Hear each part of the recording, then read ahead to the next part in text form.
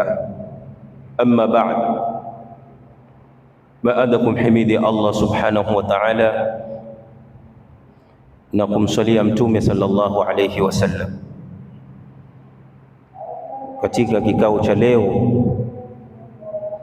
twaisoma hadithi iliyopokewa kutoka kwa Mtume sallallahu alayhi wasallam.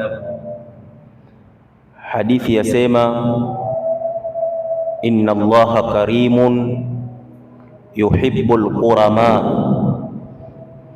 jawadun yuhibbul jawada yuhibbu maali al-akhlaq wa yakrahu safsafaha.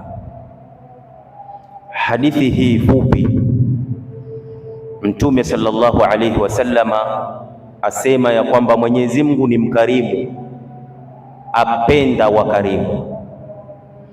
Mwenyezi Mungu ni mtoaji, apenda wenye kutoa, apenda tabia njema, achukia tabia mbaya. Tukiwa ndani ya mwezi mtukufu wa Ramadhani, kwa hadithi hii ambayo tumeisoma inayoonyesha ukarimu wa Mwenyezi Mungu Subhanahu wa Ta'ala, na kuwa Mungu apenda watu ambao watakuwa na sifa ya ukarimu.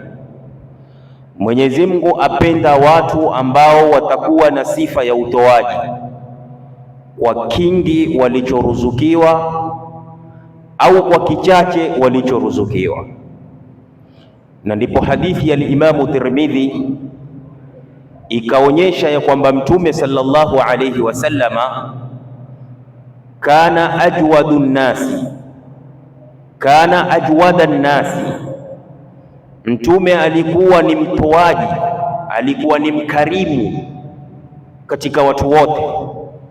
Wa ajwada ma yakunu fi Ramadhani, na ukarimu zaidi wa Mtume ulikuwa Ramadhani.